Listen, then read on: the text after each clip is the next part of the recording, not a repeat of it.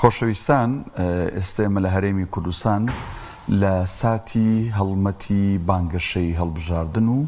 ڕێکلامی لیست و لایەنە سیاسیەکان و کاندیدەکانین بۆ خولی شەشەمی پەرلەمانی عێراق کە بە ئەنجومەنی نوێنەرانی عێراق ناسراوە کە وا بڕیارە لە ڕۆژی یانزەی ئەم ساڵ چەند ڕۆژێکی کەمی ماوە هەڵبژاردن ئەنجام بدرێت. بێگومان چەند ڕۆژێکە با بڵین نزیک لە مانگێک ئەبێت تقریباً لیست و قەوارە و کاندیدەکان کەوتونەتە ڕێکلامکردن لە کەناڵەکانی ڕاگەیاندن لە سۆشیال میدیا لەسەر شەقامەکان بە ئەنواع جۆر و شێواز. ئێمە ئەمڕۆ بە میوانداری زۆر بەڕێز دکتۆر بەهادین ئەحمەد مامۆستای زانکۆ کە بەڕێزیان پسپۆڕێکەیان لە ڕێکلامایە مامۆستای بەشی ڕاگەیاندنە لەسەر ئەم بابەتە قسە و گفتوگۆ دەکەین. دکتۆر جان بەخێر بیت. زۆر بەخێر دکتۆر جان. دکتۆر با هەر لەوە دەست پێ بکەین ڕێکلام چییە و چه کاریگەریەکی لەسەر بینەر و بیسەر هەیە؟ بەنای خۆی گەورە میهرەبان سەرەتا دەستخۆشیتان لێ یەکەم بۆم بانگەشت و بۆ هەڵبژاردنی ئەم تەوەرە هەنووکەی و گرنگە کە پێویستە بە پرۆسەیەکی گرنگ ئەویش پرۆسەی هەڵبژاردننی ئەنجومەنی نوێنەرانی عێراقە و لێرەوە ڕێز و سەڵام هەیە بۆ سەرجەم بینەرانی کەناڵی ئاسمانی پێیان. سەبارەت بە ڕێکلام دێرە ڕێکلام چالاکیەکی کۆمیونیکیشنە ینی پەیوەندیکردنە لەسەر ئاستێکی جەماوەری کە دامەزراوەیە حیزبێکی سیاسی یاخود کۆمپانیایەکی بازرگانی یاخود ئاژانسێکی ڕێکلامکردن ئەنجامی ئەدات بە مەبەستی سەرنجڕاکێشانی بینەر یا بیسەر یا خوێنەر یاخود کڕیار بەکاربەر ئێمە هەموو جۆرەکانی ڕێکلام مەبەستمانە بە شێوەیەکی ئاشکرا بەمبەستی سەرنجڕاکێشانی بەکاربەر یاخود وەرگر بەڵین وەرگری ئەناڵە میدیایەکان بۆ پرسێک بۆ بابەتێک بۆ بەرهەمێک بۆ کاڵایەک بۆ کاندیدێک ینی چکە ڕێکلام تەنیا بۆ شتی مادی و بەرجەستە و بەرهەست ناکرێت مەلموس بۆ شتی معنەوی شەکل یاخود بۆ بیرۆکەیەک بۆ کێشە و دیاردەیەک بەمبەستی چارەسەرکردن و بنەبڕکردن و ڕوبەربوونەوەی مەسەن ڕێکلام لەباری تونەتیژی خێزانی تونەتیژی سیاسی تیرۆر یاخود بۆ هۆشیاری لە بارێکی ژیان هوشارکردنەوەی جەماوەت لە بارێکی تەندروستی لە بارێکی ژینگە پارێزی لە بارێکی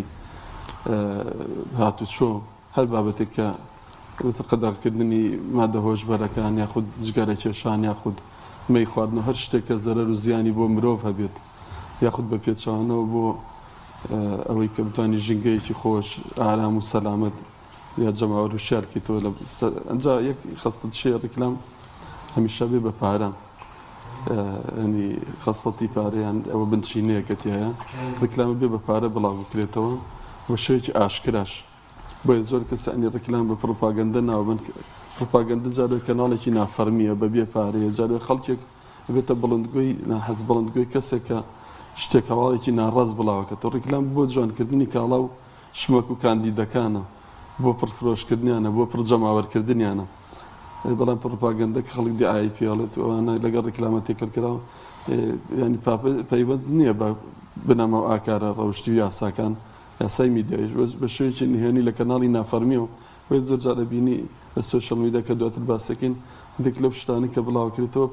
پڕۆپاگەندەیە نەک ڕێکلام. کاک دکتۆر ینی ئەم ڕێکلامە ئەم جۆرە شتانە لە تەواوی جیهاندا لە میدیای جیهانیەکانە بوونی هەیە بۆچی مرۆڤ ینی بڕێی ئەگۆڕێ بۆ ئەمە ئەفکاری بگۆڕێ بۆ بابەتێکی لەم چەشنە بەگشتی بۆ هەموو ڕێکلامێک؟ بەڵێ چەمشی ڕێکلام ئەدڤێرتایسین یاخود ڕیکلامۆ کە دوو ڕاهەیە لەسەری ڕیکلامە دێڵێن یۆنانیە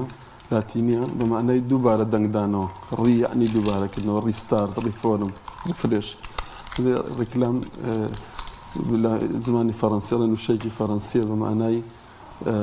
سەرنجڕاکێشان ئەدڤێرتایسینانی ئەدڤێرت سەرنجڕاکێشانی بەکاربێت مرۆڤ کایە بوونەوەرێکی کۆمەڵایەتی و دەرونی و پەیوەندیکردن کۆمیونیکیشنە بێگومان پەیامەکان هەتا لە فەرمووتەی پێغەمبەر دروخوایدا فەرمیوە ئینە من البەیانی لەسحرا وئینە من الشعر لەحیکمەتە خستنە ڕوو بەیانکردنی شتێککاری میدیایی هەر لە سەرەتا مرۆڤ پێی بردووە بەوە فۆنەری خەتابە و شعر و دواتر پەیامەکانی خۆی بە شێوەی نووسراو بە شێوە زار بە شێوی ئێستا لە حاڵی حازرا میدیا ئامادەجی و حزوری هەیە لەسەر جەمبارەکانە تۆ دەنگ و ڕەنگ و وێنە و جوڵە بە باشترین کوالیتی ئەگوێزێتەوە تەنانەت خەریکە بۆ نیزلەکان دەگوێزێتەوە میدە یعنی لە ئاستێکی کوالیتێکی بەرز های HD بلە ڕێگەی مانگە دەستکردەکانەوە تۆ ئەم پەیامانە بە شوێکی ڤیددیۆی جوڵاو بە ئەو پەڕی ئاستی هوەری ئەگوێزیتەوە بێگومان ئەمە کاریگەری زۆری هەیە لەسەر هەست و هۆشی مرۆڤ و هەست و نەستی و مخاتەبەکردنی ئەقڵێتی جەماوەر و ینی کۆدەنگی و پڕجەماوەرکردنی هەر پرس و بابەتێک جا پرس و بابەتەکە وەکوتم پرس و بابەتێکی فکری بێ یا سیاسی بێ یا خود بازرگانی بێت لە دنیای ئەمڕۆیان ئەگەر باسی ئەوەکەین میدیا کەی چۆتە دوایی بانگەشەی هەڵبژاردنەوە لە ئەمریکا لە ساڵی چلەکانە کە تەلەڤیزۆن سەرهەڵدایەتر تەلەڤیزۆن ئەنی کە ئامرازێکی بینین و بیستنەوە هەردوو هەستی گوێ و چاوتیایە بەشدارە ینی کاریگەری زۆری هەیە لە چاو ئێزگە کە جاران ئێزگە لە شەڕ یەکەم و دۆمی جیهان گرنگی باخی زۆر پێدراوە ئێزگەی ئاراستەکرا و تەنانەت هیتلەر نەفسای داگیری بەس بە پڕۆپاگەندەی سیاسی و سەربازی لە ڕێگەی ئێزگەی ئاراستەکراوە بەبێ تەقەیە بکات لەبەرەوە وەکو پێغەمبەر دروخانە فەرمێ نەسڕت بمەسیرەتە شەهری دوژمنەکەت بترسێنە بە دوورایی مانگەڕەیەک میدیا کاریگەری زۆری هەیە زۆر جار پێش شەڕی سیاسی پێش پرۆسی دەنگدان بانگەشەی دەنگدان هەڵبژاردن دەست پێکە پێش لەشکرکێشی سەربازی جەنگی دەرونی میدیایی و شەڕی میدیایی دەست پێکە ئێمە زانین میدیا چەکێکی گرنگە ئامرازێکی گرنگ و هێنە لەسەر کەسێتی مرۆڤ لەسەر هەست و نەسی لەسەر بیری واتوانێت بە هەردوو ئاراستەکە بێگومان لە بانگەشەی هەڵبژاردنیشە میدیا ڕۆڵ و کاریگەری زۆری هەیە لە هەڵمەتی میدیایە هەڵمەتێکی چڕەکە دیبەیتی تایە کە کار و چالاکی جەماوەری تایە کۆ ڕووکەبوونەوەی تایە تۆ سەرکەوتن و پێشکەوتنەکانی خۆت پرۆژە و بەرهەمەکان و بەرنامەکانی خۆت ئەجەندای سیاسی خۆت کارنامەی خۆت ئەتەوێت جەماوەر ئاشنا بکەی لە ڕێگەی ڕێکلامەوە بە زۆری ئەوانە ئەکرێت باش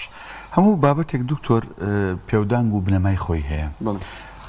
لە هەرێمی کوردستان بە شێوازێکی گشتی لە ڕێکلامی چایەک و برنجێکەوە بگرە تا ئێستاکە لە ڕێکلام و بانگەشەی لیست و کاندیدەکانین بنەما و پێوەڕ و معیارەکانی ڕێکلام بە دروستی لە هەرێمی کوردستان لای ئێمە جێبەجێ ئەکرێ و ئەگەر جێبەجێ نەکرێ لایەنێکی پەیوەندیدارەیە بپێچێتەوە لێ یاننا بەڵێ ئێمە ڕێکلامەکان هەمە جۆرن ئێستا باسێکین خۆی ڕێکلام ئەبێ بنەما پرەنسیپی تایبەت بە خۆی هەبێت ڕێکلام ئەبێت نزیک بێت لە واقع تۆ کاتێک جەماوەر ئاشنا ئەەکەی بە کاڵایەک بە بەرهەمێک ئەبێ ئاستی کوالیتەکەی وابێت کە تۆ بتوانی جێی بایەخی جەماوەر جێی بەرژەوەندی جەماوەر بێت شتێک نەبێت ستۆک و زیان بەخش و ئەکسپایر بێت و کوالیتێکی نزمی هەبێت نابێت فریودان و هەڵخەڵەتان شەواشەکاری هەبێت لە هەڵبژاردننی شاوان تۆ ڕەوایە کە جەماوەر سەرنجی ڕابکێشی بۆ کاڵا بەرهەمە بۆ کاندیدا جەماوەر ئاشنا بکەی بە پرس و بابەتەکان جەماوەر ئاشنا بکەی بە CV و بە ئەزمون و بە سەلیقە و بە توانا و بە هەموو ئەو خەستەتانی کە لەو کاندیدا هەیە بە شێوەیەکی جوان ئەو ڕێکلامەکەی بەڵام بۆت نییە کە لە بەرامبەر بەرزکردنەوەی خۆت ناساندنی خۆت ئەوی تر بشکێنی یاخود جەماوەر فری و بدەیت چاواشە بکەی خەڵکی تر لە کەدار بکەی وەکو بڵێ شۆڕژ و کوردایەتی پێ بفرۆشیتەوە خەڵکی تر ینی تۆمەت بەخشینەوە و ناوزەڕاندن و ئەمانە بکەی ئێمە بینیمان لە هەڵبژاردنەکانی پێشووی ینی لافتەی زۆر گەورە زۆر ناشرین هەڵەوە ڕوو کۆنە باسی فڵان ئەمانە ینی جێی نابێتەوە لە کوردستان دوای شوانەوە ینی بەبستم نابێت بەو شێوەیە بێت ئەبێت نابێت وێنە هیچ کەس و لایەنێک بەبێ پرسی خۆی بڵاو بکرێت و بینیمان ناڕەزایی جەماوەری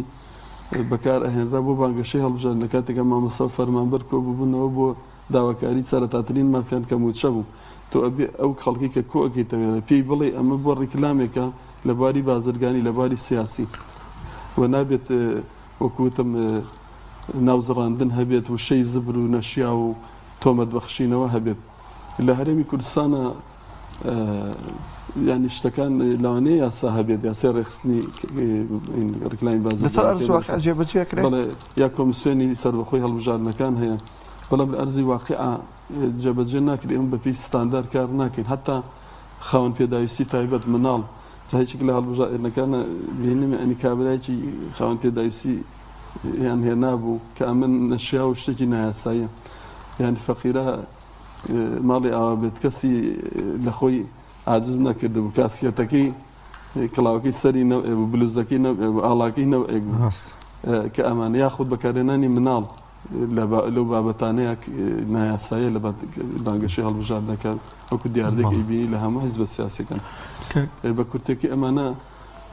کۆمەڵێک ئەنجامی ڕێکلام کورت و پوخت بێت هەنی سەرنجڕاکێش بێ بەکەمترین وتە بەکەمترین پەیام زۆرترین بەکەمترین وشە زۆرترین پەیام بگەێنێت نابێت ڕێکلامەکان درێژدا دڕ و ئەوە بێت بێزارکەر بێت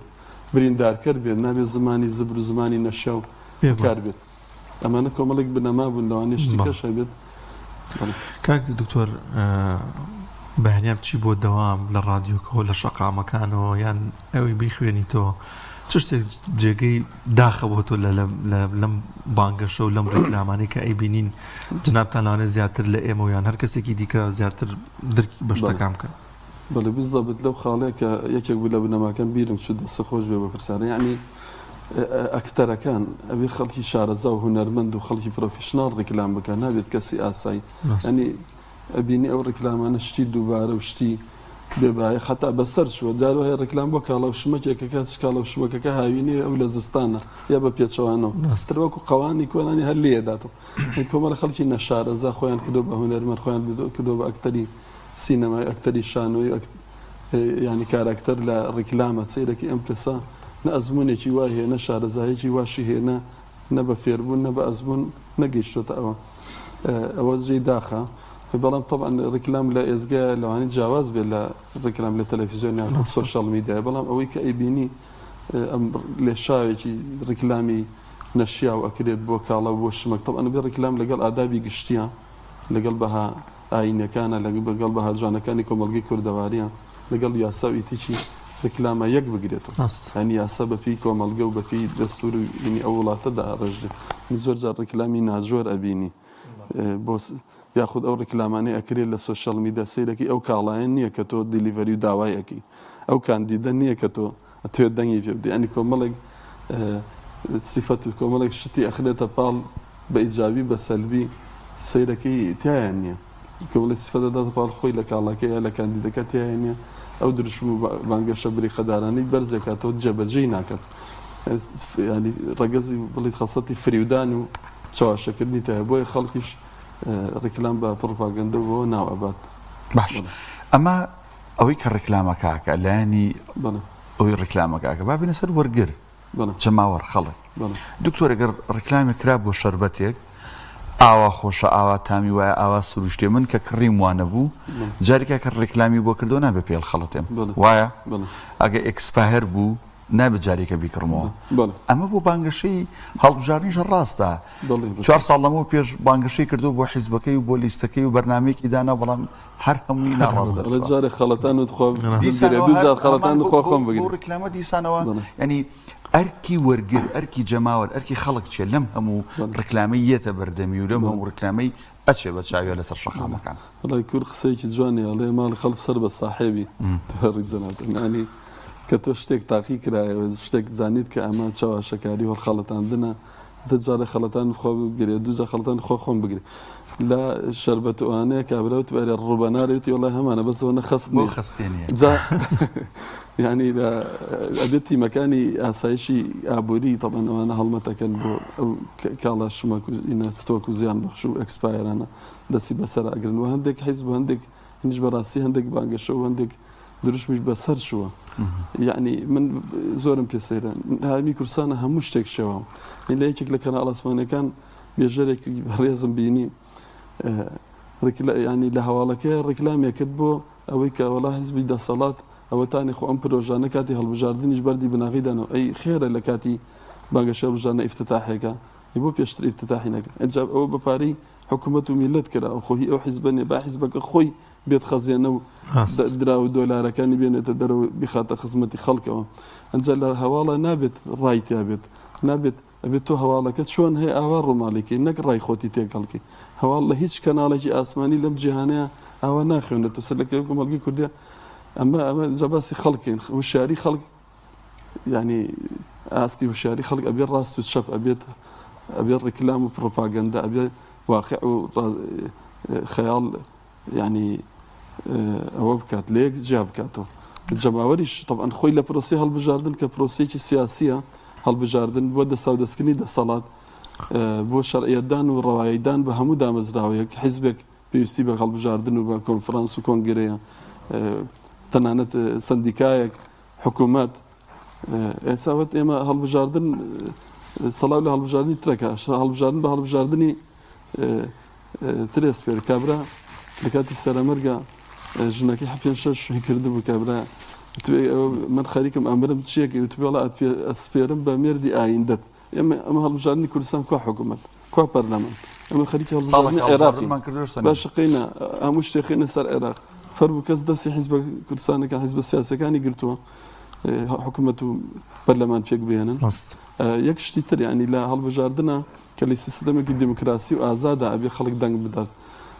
چی بەشدارە ینی بۆکو پرۆسە بازارگەریەکی سیاسی تەسویقی سیاسی کە مۆدێلەکە لەوە لە سیستەمێکی دیموکراسی ئەبێ فرەلایەنی هەبێ ئەبێ ئازادی ڕەها بێ نابێ فشارە بێ لەسەر خەڵک و جەماوەر کێیە کاندید و پاڵێوراوە دەنگدەرە دروشم و بەرنامەی دەنگدانە و لەگەڵ پرۆسەی دەنگدان ئەبێت ینی تۆماری دەنگدەران پاک بکرێتەوە ئەبێت یاسا و پرەنسیپەکان بە جوانی جێبەجێ بکرێت بێ میدیا ڕۆڵی درستی خۆی بگێڕێت نەک ئێمە هەر خەریکی تۆمەت بەخشینەوەی ئەم هەموو میدیای سێبەر و ئەم هەموو پەیج و ئەکاونتە ساختانە ینی بە ئارەزووی خۆی دێت مۆنتاجی دەنگ و ڕەنگ و وێنە ئەکات دەستکاری دۆکۆمنت و بەڵگەنامە ئەکات تۆمەتە بەخشێنێتەوە بەرامبەر ئەوی تر نازانی ئەمە کێ بە ناوی خوازرا و بە وێنەی نەخوازرا و ئەوانە قسەی نەخوازە و قسەی نەشیا و ناڕاست ئەکات و ئەوێت جەماوەر فری و شەواشە بدەن لە هەڵبژاردنە دائیمەن دیکتاتۆریەتی دیموکراسی و هەڵبژاردن ئەوەیە ڕای زۆرینە ئێمە لە کوردستانە پۆپۆزیسیۆن کەمینێ کورد لە عێراق کەمینێ مەرج نییە کەمینە زۆرینە لەسەر حەق بێ و ئەوە بێ کورد پرسی کورد ئێمە ئەگەر باسی کوردکردانی لە تورکیا لە سووریا لە عێراق لە ئێران ئێمە کەمینین بەڵام خاوەن ینی دۆزێکی ڕەواین کەمینەشین بۆیە سیرەکەی عەرەب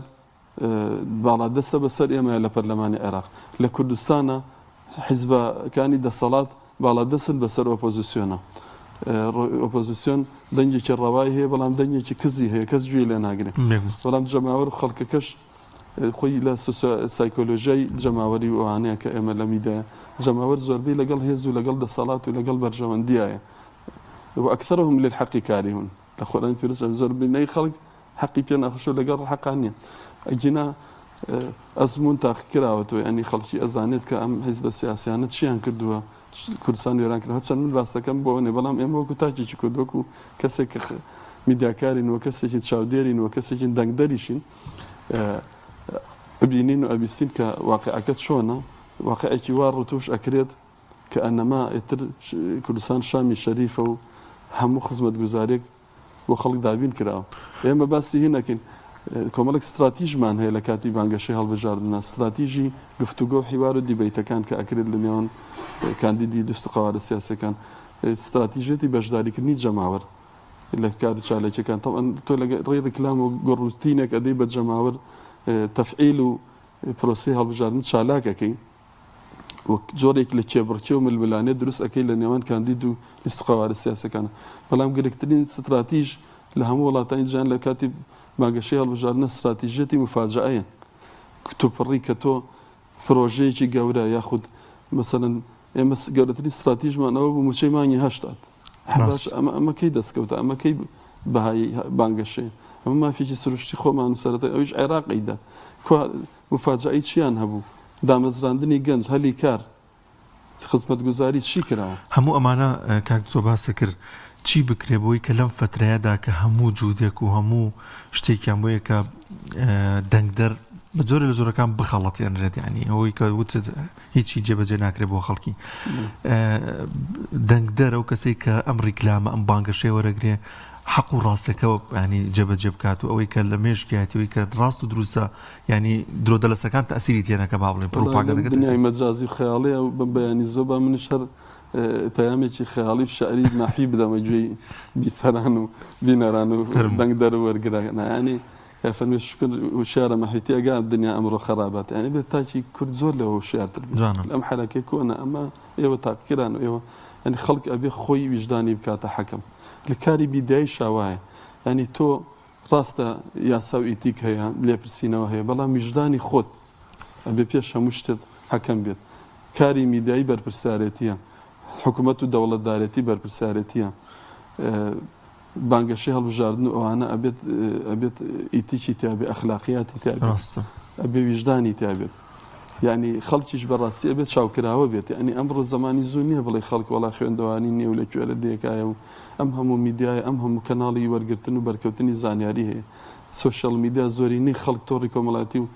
ئینتەرنێت ینی سوشەل میدیا بەکەن ئاگای لێتی بڵێ ئاگام لێ نییە زۆر چاک لە تۆ ئاگای لێتی بەڵای ئەزانەی چێ ڕاستە و چێ ناڕاستە ئەزانەی چێ ساختە کار و چێ فری و دەر و چێ ڕازگۆیە ئەزانێ بەخوا حرام و حەڵاڵ حەق و ناحەق کامێ جەماوەرەکەش بەشدارە بێگومان بناغی بنشینەی کاری میدیایی بنشینەی کاری سیاسی و دەوڵەتداری و حکوومەتداری هەڵبژاردن پرۆسەی دەنگدان پێویستە بە دەنگدەرەوە دەنگدەرە ئەتوانێ واقعەکە بگۆڕێ دەنگدەرە ئەتوانێت نوێنەری ڕاستەقینەی خۆی هەڵبژێرێ زۆر جاوەرە بێ ئەوە وشارش بێ نەترسێلەوەی بڵێن ینی ئەی ترسێن بڵێن وڵات ئەزانی تۆ بەکێ داوە بە شتێکی ئەلکترۆنی دوایی جا ئەوەش بەڵێ یەکێک لە ئەرکەکانی ینی ڕیکلام لە بانگەشەی هەڵبژاردن ئەوەیە کە تۆ جەماوەر هوشیار بکەیتەوە چۆن مافی خۆی پارێزە کاکە لە کۆمەڵی مەدەنیا تۆ مافی خوێندنت هەیە مافی پەیوەندیکردنت هەیە مافی کۆبوونەوەی سیاسی تێ بەشداربی لە خۆپشاندان لە ڕێپێوان مافی خۆپاڵاوتنت هەیە وەکاندیت کە مافی دەنگدانت هەیە مافی ڕەخنەگرتنت هەیە مافی وەرگرتنی زانیاریت هەیە ئەبێت جەماوەر مافی هاوڵاتی بوونت هەیە مڵکدارێتیت هەیە مافی ئەوەت هەیە کە موچەکەت لە کاتی خۆیان بخرێت سەر حیسابە بانکیەکەت دا بمەزرەی هەلی کار هەبێت دادگەری کۆمەڵایەتی هەبێت خەڵکێکەکەی ئەڵێ وەڵام من دەنگم دا بۆ هین من فڵان حیزب تاعینی کاکەوە مافی سروشتی خۆتە دوای 20 ساڵ 30 ساڵ ئەوەکەی دەستکەوتە ئەوەکەی هێنە مافی خۆتە ئەوە ئەم تەسکیە حیزبی ئەمانە ئەمە حیزبی بەعز داهێنە هەموو تاکێکی کورد کە شەهادە و کەفائی هەبێت ئێستا چەندێک ئەوە هەیە لە فەرمانگەی دوو نەبن دیوار هەیە جنا حیزبێک چۆن بانگەشەوەکە بڵێ من 1 میلیۆن دەنگدەرم هەیە ینی ئەم تەحەدایە ئەم ئامارەی لەکوێ بوو ئەنجا ئەم دەنگدانی ئەلکترۆنی ئەنی بەڕاستی ڕێکخراوەکانی چاودێری پرۆسی دەنگدان و کۆمیسیۆنی باڵی سەربەخۆی ڕژان کێشێک ئەوەی لە کوردستانە شتەکان سەربەخۆنین دکتۆر بابەتی ڕکلامەکەمان خۆی بەداخۆ لە ڕکلام ئەبێ کاتێکی ئاڵتونی هەیە لە تەلەڤیزۆنەکان نێو هەواڵ و دراماکانە خەڵک بێ جوی لێ بگرێ بزانێت چ کاڵایەکی سەرنجڕاکێشی چاکی جوان هەیە نیە بەس لای ئێمە کابێ بە ڕکلام سکیپ بکرێت نەکسەکرێت تەلەڤیزۆنەکە میوتەکرێ یا لە سۆشال میدیاکە لایبی بووی کە نەیبینی کاتیەوە نەهاتووە خەڵکی ئێمە لەسەر شەقامەکانیش ئەو هەموو ڕکلامەی هەیە ئەو هەموو چاواشەکاری هەیە ئەدەبن لە ڕووی تۆ بینە ڕووبی سەر ئەو دروی لەگەڵ خەڵکەکرێ ئیتر سکیپ کرێ ئیهمال کرێ و ینی بۆ هەڵ نەخەڵەتێنێ بەڵێ ڕکلامەکان بە شێوەی زۆر ئانی پێت لە هەڵەکە ئەم هەموو فلێکس و ئەم باش ئەم هەموو کاندید و ئەم هەموو خەڵکە پیاوە باشەمانەی ئەم کورسانە بووە وێران باشە یعنی ئەم هەموو خەڵکە کەفاءەت و ئەزمون بە ئەزمونەمان هەیە ئەم هەموو ئەکادیمیەمان هەیە خێرە بەو شێوەیە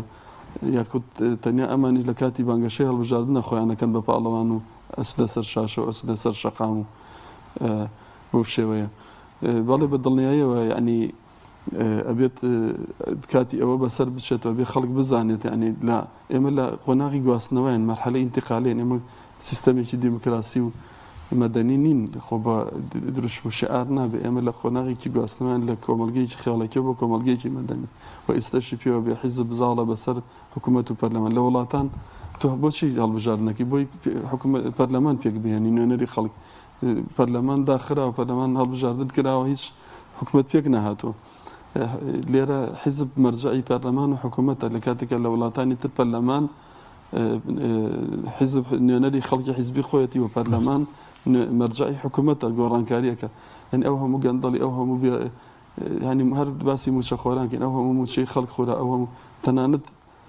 علاوەیان ڕاگرتو علاوە کە سەرەتاترین مافی فەرمانبەرێکە ساڵانە 5,000 چێتە سەر موچە بنەڕەتی ئەوەشان لە مانگی یەکەوە ڕاگرتو یعنی بەو هەموو بێشەرمیە موچەی مانگی هەشت تازە دابەشەکرێەوە ئێمە ئەچینە مانگی 11 کۆتایی مانگی دەیان ینی خزمەت گوزاری ئەوەیە کە ئەیبینی هەلی کار ئەوەیە کە ئەیبینی هیچ کوات دەستکەوتەکان چی بوون بۆیە جەماوەر ئەبێ زۆر لەوە هوشیارتر بێت خەڵکەکە خۆی ئەبێ واقعەکە بگۆڕێت. بێگومان کاک دکتۆر جۆرێکی دیکە هەن لە نێو کۆمەلگادا تاکی لەم کۆمەلگایانەدا هەر بڕوای بە پرۆسەکە نییە ئەوەی کە ئەیبینێ ئەوەی کە ئەیبیستێ لە میدیا لە شەقامە هەر بڕوای پێ نییە ئەسڵەن هەر بەشداری پرۆسەکە ناکە بۆن من لە هەڵبژاردندا کە ئاماژەت پێکرەمە مافێکی خۆیەتی زیانیە بێ بۆ کۆمەلگا ئەوەی کە هەر بە هەموو شازێک بڕای بەشتەکە نییە و زیانیە بێ بۆ خودی ئەوەی کە گۆڕانکاری نەکرێت بەڵێ خۆی وتمان هەڵبژاردن لە کۆمەلگەیەکی دموکراسی و فەرلایەنی ئەکرێت چۆن مافی دەنگدان و خۆپاڵەتنێ مافی بایکۆتکردن و دەنگنەدانیشت هەیە بەڵام ئێمە ئەبێ سەیری ئەوەکەین ئایا دەنگنەدانی ئێمە سود و خازانج و بەرژەوەندی بۆ جەماوەر و خەڵک چکە تۆ نابێت تەنیا سەیری بەرژەوەندی خۆتکە لا هیچ وڵاتێک نییە دەنگدان لە 100% بێ بەتایبەتی لە وڵاتی دموکراسی ئەوانە بەڵام لێرە ئەگەر دەنگیش نەدەی لەوانەیە بۆت پڕکەن ئەم سیستەمی هێنایانی بەڕاستی جێی گومان و تا ئێستا یەکلان نەبووەوە دەنگدانی ئەلکترۆنی چۆنە لەبەر ئەوە هەموو کەسێ بچێت دەنگی خۆی بدات باشە ئەگەر زاربیشی لێ بدات یعنی دەنگی خۆی بدات بۆ ئەوەی دەنگەکەی نەفەوتێت بۆ ئەوەی مافی خۆی کە چوونە سەر سندوقی دەنگدانە دەنگ بدات نوێنێت ڕاستەقینەی خۆی هەڵبژێرێت بەڵام لە وڵاتان لە جاروە هەیە لە 150 لە 160 هەفتای خەڵکەچێ بۆ دەنگدان بەڵام لێرە گرنتی ئەوە نییە دەنگەکەت بۆ نەدرێت دەنگەکەت بۆ نەدرێت جا لە حکوومەتە ئێمە باسمان کرد ینی حیزب ئێمە ینی دەسەڵات هەموو جوگەکانی خۆرە کردووە حیزب ئەبێ بەشداری پێ بکرێت نەک بەشی بدرێت یعنی ئەوان ئەیانێ بەشت بن بەش مناڵێ پارێکە بەرە بەشم خۆشەکەدا بەشەکەین ئەبێ بەشداری پێ بکات مشارەکەی پێ بکات چۆن خەڵک بەشداری ئەکات لە هەڵبژان مشارەکە پارتیسپیشن مشارەکەکردن بەشداریکردن بەبێ ئەو حیزبانش کە دەنگیان هێنا بەشداریان پێ بکرێت لە حکوومەت نەک بەشیان بدرێت ینی تۆ بڵێ وەڵا ئەمە پارچەی لە کێکەکە و بەشتە دەم و ئیتر تۆ بێدەنگ بۆ ئەوانە ئەبێت بە فعلی ئەوە بکرێت تا ئێستا نیان هێشتەوەکو پێویست ئێمە بینیمان کارنامەی ئۆپۆزیسیۆن چۆن بوو ناوی کەس ناهێنین یعنی ئەو هەڵپەی ئەوان ئێستا ئیکەن بۆ دەسەڵاتوین 50 ساڵ ئۆپۆزیسیۆنیان بردە دواوە موچیان بۆ کابانی ماڵە بڕێ و موچەی هەموو عالەمیان بڕی چیان گۆڕی هیچیان نەگۆڕی